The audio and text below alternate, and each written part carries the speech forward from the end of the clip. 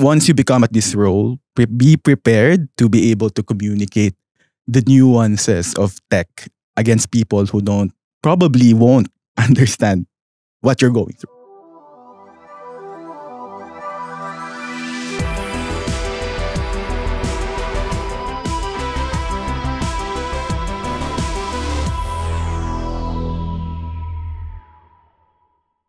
So, guys, welcome to Kaka Computer, where tech meets wit and wisdom. So, for this episode, we're going to talk about the role of the CTO in shaping the company's strategy. So, we have here Franz Franry, to talk with us. So, siguro let me start with a question. How does a CTO contribute to developing a company's strategy beyond the technical oversight? Yeah. So, do you want to start, Franz? No. Sige. So, depende yan sa size ng company at sa culture mismo ng company. Sometimes, nandun ka sa direction mismo ng company. So, you come up with the strategy with the executive team. Or sometimes, meron na, kunyari, if it's big enough, merong vision na yung CEO, then may strategy siya, then your org strategy should match yung strategy of the whole company. Nag-make sense ba? Expand. Yeah. Nag-make sense naman siya. Oh. How about sa'yo, Franry? Okay, so for a CTO, na-imagine ko parang always we're holding a scale, right? Especially for me because I'm in a very small firm, right? So, walang kasiguraduhan sa mga magiging team members ko because we hire whenever we need to, essentially. And we do have core members and core developers, but at the end of the day, it depends on the business, right? So it's always starting from the bottom, right? Unlike a company wherein you're a CTO, it's already built and it's out there already. For us, it's different. It's always building something from scratch, dependent on the client, essentially. So aside from the technical oversight, like I said, there's a scale. The one side of the scale is the technical side of things. Yeah. The other side of the scale is the business strategy or the business side of things. You're always holding that scale because whenever you come up with a strategy, you can't manage to balance both very perfectly. Unfortunately, at least in my experience, you guys can jump in and tell me, hey, you can balance it perfectly. Okay, right? But in my experience, it's never balanced, and most of the time, it's always going to the business side. Unfortunately, you guys can just jump in on that one. So what happened was, when dependent on what we need, like say for example, what can I reveal that's not gonna an NDA? Say for example, an e-waste product essentially. So they want to automate their logistics process basically, and they want to be able to onboard users from different barangays essentially. So the CEO's suggestion, or at least the client's suggestion, was to create an app immediately. Right? Like create a mobile app that everybody will use. And I said, but do you have people? Do you already have marketing? Do you already have people knowing about you? And do you think you will succeed in educating people in using your app? Why not start with Facebook? Like that. Yeah. Although it's more beneficial for us developers to own the code and everything. Why not start with something no code? Right. That's what they did. They got several customers from that Facebook app, and they never came back with we need an app essentially. Okay. So yeah, most of the time it's always learning the business first before you suggest a solution. I know it's very tempting, especially for tech people, to go grab that shiny thing, right? That I want to develop something very, very complex and will make me look good, essentially. But most of the time, it's shaped by your business requirements. Yeah, I think it's very similar to me. Initially, when back then when I was still new as a CTO, yung contribution ko when it comes to company strategy, more puro technical siya. Like, we should adopt this tool.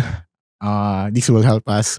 This will help our developers. Yeah, but I think as we go along, I've learned to align my strategy to the business strategy. And yeah, very similar format nga na yun nga, merong either yung CEO mo, meron siyang ultimate goal for the company or strategy, and then as CTO, along with the other C-levels, we would come up with our own strategy to support that strategy. But yeah, I agree na parang over so many years of learning it, yung pag-attend ng mga strat plan. Now, I could say na I always try to find the right balance between the technology and business. So, you see, I think it's one of the things na every CTO should learn about. How about in terms of influence in your company? Like, ano yung mga business areas na you say you are most influential as a CTO? Malaki yung area of influence mo talaga as CTO. Actually, as you go up the ladder, hindi mo na peers yung mga tao mo. Yung peers mo na would be the other functions. Kasi to get the job done of your people, you need to align with the other functions. So, for example, pag CTO ko na, you need to align with sales, kailan papasok ang kliyente, kaya ba natin i-handle yung load niyan kasi dagsaan yan. Ano yung kailangan ng marketing? Do you have enough data to come up with a plan or a guess, mga ganon. So you need to be aligned with every function para alam ng tao mo what they're supposed to do. Kasi ang worst na pwede mangyari is trabaho yung tao mo. Yung ginagawa na hindi naman kailangan. Parang, bad trip yun. How about you, Pranry? Okay, so sa function ko currently, it's mostly product, how the product will be pushed to market, essentially. Or product development. I'm not so sure. Yeah, because wala pa kami operations, of course, because we're very small, and marketing position, maybe there is a part, but not really. Because we're more mercenary in terms of our business, basically. So, how does that work? So, product development, there's a design, may napag-usapang design and everything, and like Franz said, we talk more, our peers are more the other functions. Like design, personally, I talk more with my designers and with my actual marketing people, etc., than my developers at the beginning, essentially. So what happened is I'm able to dictate how much of the initial design will get pushed, essentially. So all of these agile practices, you can convince them that, okay, MVP, we can do this. And then we can probably shorten our time to market by 1 month. Something like that. So, maybe, are you sure that users need this? You can ask those questions essentially once you're the CTO. So you can influence how the product can be shaped and how it will be shipped. Because most of the time you don't have the time or resources to push a full-blown product in the beginning, especially if you're a startup, right? You can't start with a full-blown product, push the market. You need to be able to do a lean process, right? Like you push something fast, then you get feedback, then you push something more till you be able to find because in the beginning you don't know where you fit in the market, right? You don't even know that. Just said, you can do all the market research and you can find it in your niche for sure. At least in my experience, but most of the time it's what you learn until you find where you fit, essentially. And then that's where you iterate your requirements, essentially. So that's my experience, at least for small startups, right? Not so sure with the other big companies out there and how they do it, basically. Yeah. In my case naman, so I think our context is more on, we're a software development company and we build a lot of products. And so ang pinaka, I would say, most influential talaga ako is dun sa execution. Like from design, and development, testing, deployment. So dun sa entire SDLC. But I also have influence when it comes to marketing.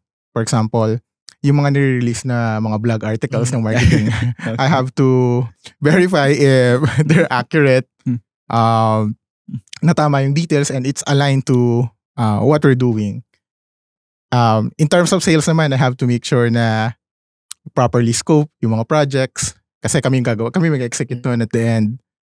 In terms of operations naman, I tend to coordinate with them when it comes to performance. So, I think as CTO parang, yun nga, meron kang, coordination na kailangan gawin sa iba't ibang department. Pero mainly, yung sa amin yun, execution talaga yung bulk nung work. Yeah. When it comes naman sa pag-adapt ng mga new technologies, kasi primarily, siya, di ba? That's one of our role then to always be on the lookout for new technologies that could help the business. How do you make sure na yun, yung mga technology na ina-adapt nyo is align sa company strategy? Kapag mga new technology na, let's say, incremental innovation, pwede mo na siguro iasa sa mga tao ngayon. So you need to create a space of, a safe space for people, i-manage mo na malit yung past stages, mag-risk management, risk mitigation ka, para your people can innovate. Pero kapag mga tipong disruptive innovation, like Gen AI, kailangan ikaw na yung mismong may mag-analyze doon. Parang, okay, anong gagawin natin dito? Are we going to ride the bandwagon? Are we going to ban it? Or is this an opportunity? Is this a threat? Ikaw na kailangan mag-decide nun kasi masyadong malaki yun. Which doesn't happen naman that often na merong ganong klaseng disruptive innovation. Pero for most of the time, for me, I prefer if the innovation would come from the people and I just create that space wherein innovation would always happen from the people. Nice. So parang may bottom-up na approach. Oo, kasi kung ako yung, let's say, pinakamagaling na dev, mag-worry ako. Ba't ako yung nag-learning ito? Parang ako. Yeah. How about sa'yo, Prandy, as someone na, work in a small... Of course, sa business model namin, it's easy to innovate. Because unlike you're building something, you're maintaining something already existing and you introduce these types of innovation that often hindi nangyayari sa amin. Okay. So we have this chance to not really choose the golden apple or the tree, but rather you need to be able to know the whys on when you're gonna introduce this kind of disruption. Right? That's why, as much as possible, at least at the moment, right, we make sure that our code base or the stack remains constant. Not much change, essentially. Because technically, once you ship out a product as a firm, right, ship it out, then comes in another. And then sometimes there's parallel. The context switching is very taxing, especially if you change the stack of the other just for the heck of it, right? So whenever I make sure that there's a space, as Fran said, and that's always there. Like, oh, you discovered this. Oh, what's so exciting about it? Like, for example, what can we use it? Something like that. So, but we limit our innovations in terms of, is it something that we're already used to our current resources? And will it actually help us attain the business goals? Because first of all, you need to be able to communicate those goals, right? Not just it's in your head. Oh, because I know that we need to push to market 1 month earlier, or we need to be able to support 150,000 current users, something like that. It should be something that you need to be able to communicate, first of all. Yeah. So the level of innovation at the moment at least, because I've just been CTO for like a little over a year, is we've just upgraded, like for example, so React, Next.js had page router, now we're up to app router. So that's only our level of innovation. So just a step higher than the usual innovation of going out there in terms of disruption. So we because of our structure, we are able to do that because we're not gonna maintain it again next time. So yeah. Okay. Yeah. So I'd like to take this opportunity lang to thank our sponsor. This episode of Kaka-Computer is proudly sponsored by Luminar Solar Solution. Did you know switching to solar energy can help you save money and the planet at the same time? That's where Luminar Solar Solutions comes in. As an emerging provider in the Philippines, Luminar makes solar power easy and affordable for both homes and businesses. They also offer air conditioning units and CCTV systems to help you stay cool, secure, and energy efficient all year round. If you're ready to start saving and live more sustainably, find them on Facebook at Luminar Solar Solutions and send them a message to get started. Galing nun, meron palang ganun sa Pilipinas. No? Oo, kuha na kayo. Order na ako mamaya.